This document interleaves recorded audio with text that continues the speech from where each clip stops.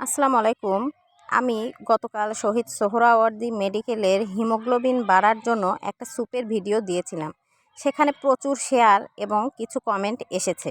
সেখানে কেউ বলেছে এতগুলো মরিচ কেন দেয়া হলো একটা বাচ্চার খাবারে, কেউ বলেছে এতগুলো সবজি কেন দেয়া হলো, ঘোড়ার ডিম হয়েছে, এরকম বিভিন্ন কমেন্ট এসেছে। এখানে অনেকেই বলেছে এটা কতদিনের খাবার, এটা কিভাবে সংরক্ষণ করা যাবে, এরকম বিভিন্ন কথা। তো যাই হোক, আজকে আমি এই ভিডিওর বিষয়ে ডিটেইলস বলবো এবং কিভাবে রান্না করেছি সেটাও বলবো। তো শুরু করা যাক। অনেকেই ভাবছেন হয়তো এই স্যুপটা খেলেই হয়তো বা হিমোগ্লোবিন বাড়বে, আর কোনো কিছুই বাচ্চাকে দিতে হবে না, কিন্তু না, আসলে এটা আপনাদের ভুল ধারণা। আর আমি কিন্তু একদমই ভাবিনি যে আমার এই ভিডিওটা এইভাবে শেয়ার হবে, এটা কিন্তু আমি একদমই ভাবিনি। এই কারণে কিন্তু ভিডিওটা এভাবে দেয়া। যদি বুঝতেই পারতাম তাহলে কিন্তু আমি এটা মুখেই বলতাম। এই ভিডিওতে দেখতে পাচ্ছেন এই 3টা বাচ্চাই কিন্তু আমার। তো আমার এই টুইন বেবিদের কিন্তু হিমোগ্লোবিন কম ছিল।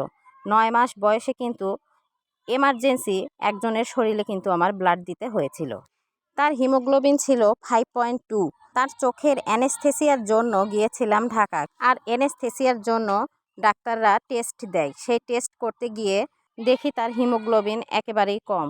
ডক্টর আমাদের সাথে সাথে বলে এই বাচ্চা যে কোনো মুহূর্তে স্ট্রোক করবে, ওকে এক্ষুনি এমার্জেন্সিভাবে শিশু হাসপাতালে রেফার করা হয় এবং ব্লাড দেওয়ার জন্য নির্দেশ দেওয়া হয়। কিন্তু শিশু হাসপাতালে আমরা কোনো সিট পাই না।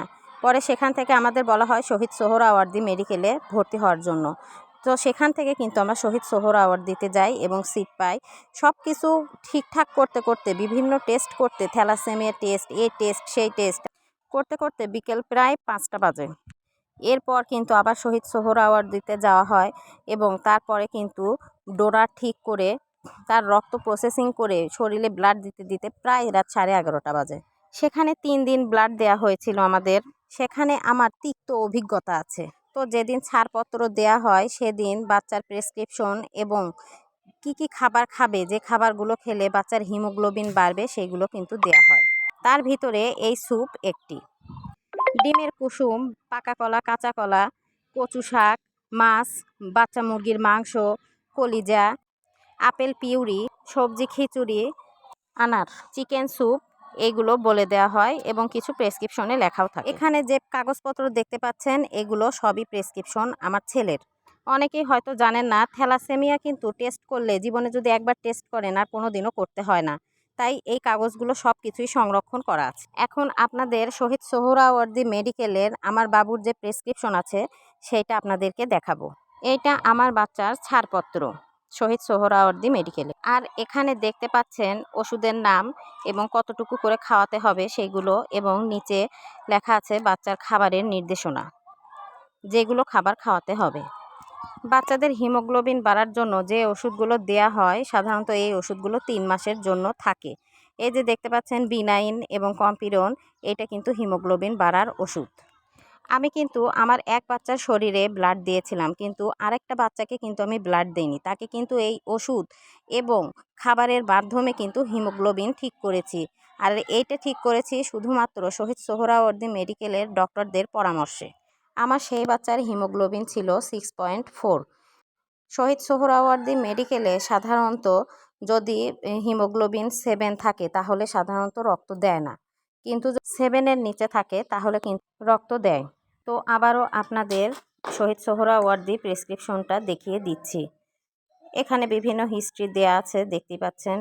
এরপরে পৃষ্ঠায় আছে ওষুধ, ওষুধের ডোজ দেয়া আছে, কয় বেলা খাওয়াতে হবে। নিচে আবারও দেখতে পাচ্ছেন এই যে প্রেসক্রিপশনে খাবার লেখা আছে, আর কিছু বলে দেয়া আছে মুখে। যেদিন আমাদের ছাড়পত্র দেয়া হয় সেদিন বলে দিয়েছিল মুরগির স্যুপের ভিতরে যেন বাচ্চা মুরগির হাড়গুলো পাটায় ছেঁচে নেওয়া হয়। তো আমি প্রথম দিকে কিন্তু সেইভাবেই করেছি। এখন আর ওইভাবে করি না, এখন এইভাবে স্যুপ তৈরি করি। আর তাদের কাছ থেকে শুনে নিয়েছিলাম যে স্যুপের ভিতরে আমি কি কি দিব। তো তখন কিন্তু তারা এইভাবে বলে দিয়েছিল। তারা তো আর সব কিছু বলে দিবে না, স্যুপ তৈরি করা তো আমরা কম বেশি সবাই জানি। ঈদের ছুটির কারণে কিন্তু আমি আমার সেই বাচ্চার ব্লাড দিতে পারিনি। অনেকেই বুঝতে পারেননি এই চিকেন স্যুপের ভিতরে আমি কি কি দিয়েছি, তো এখন বলবো এই ভিডিওতে। আমি এখানে আলু, কাঁচা কলা, পেঁপে, গাজর এই কয়টাই নিয়েছি। এই কয়টা আমার বাসায় ছিল জন্য আমি এই কয়টা নিয়েছি। যদি পটল থাকতো তাহলে পটলটাও দিতাম আমি। এরপর ঝুরি ঝুরি করে কেটে নিয়েছি এবং সুন্দরভাবে ভালোভাবে ধুয়ে নিয়েছি। এই স্যুপে যে শুধু হিমোগ্লোবিন বাড়বে তা কিন্তু নয়, এটা প্রচুর পুষ্টিকর, প্রচুর স্বাস্থ্যকর একটি স্যুপ। এখানে আমি দিয়েছি আদা রসুন বাটা, পেঁয়াজ কুচি, লবণ, ধনিয়া গুঁড়া, জিরা গুঁড়া, হলুদ, কাঁচামরিচ। স্যুপে সাধারণত হলুদ দিতে হয় না, আমি এটা এমনিতেই দিয়েছিলাম। আর কাঁচামরিচের কথা অনেকেই বলেছে যে এতগুলো কাঁচামরিচ। আসলে কিছু সময় থাকে না যে কাঁচামরিচের ঝাল থাকে না, এটা ঠিক সেই টাইপের কাঁচামরিচ। আর এখানে সবজিও অনেকগুলো আছে, যার কারণে কাঁচামরিচটা একটু বেশি দিয়েছি। তবে কিন্তু এর ভিতরে, স্যুপের ভিতরে কিন্তু ঝাল তেমন ছিল না। তেজপাতা, দারুচিনি এবং এলাচ দিয়েছি। আর এখানে বাচ্চা মুরগির অর্ধেক মাংস আছে। আমরা রোস্টের জন্য যে মুরগিগুলো নেই ঠিক সেই রকম টাইপেরই মুরগি এটা। আপনারা চাইলে দেশি বাচ্চা মুরগিও নিতে পারেন। আমি যেহেতু প্রেসার কুকারে রান্না করি, তাই আমি এর ভিতরে সয়াবিন তেল নিয়েছি কিছু, আর জিরা, কাঁচা জিরা ফেলে দিয়েছি। এরপর আমি সবগুলো উপকরণ একসাথে দিয়েছি ওর ভিতরে।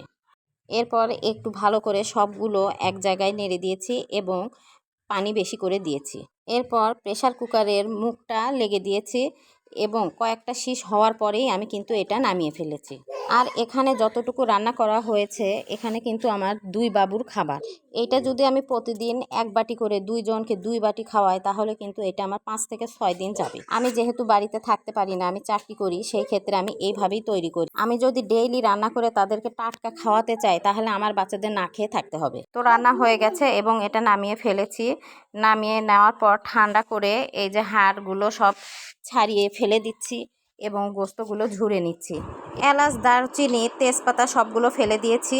এরপর কিন্তু আমি ব্লেন্ড করে নিয়েছি। তো তৈরি হয়ে গিয়েছে পুষ্টিকর চিকেন স্যুপ। আপনাদের যদি হিমোগ্লোবিনের ব্যাপারে আরও কিছু জানার আগ্রহ থাকে বা ইচ্ছা থাকে, তাহলে আমাকে কমেন্ট করবেন। আমি নেক্সট ভিডিওতে কিভাবে খাইয়েছি বাচ্চাদের সেগুলো সব বলবো। আর একটা গুরুত্বপূর্ণ কথা হলো, আমার বাচ্চারা প্রি ম্যাচিউর বেবি ছিল, যার কারণে তাদের হজমে অনেক সমস্যা ছিল। তো যাদের বাচ্চা প্রি ম্যাচিউর এবং হজমে সমস্যা আছে, তারা গাজর বাদ দিয়ে দিবেন। আমি 18 মাস বয়স থেকে গাজর দিয়েছি। তো আজ এ পর্যন্তই। আল্লাহ হাফেজ।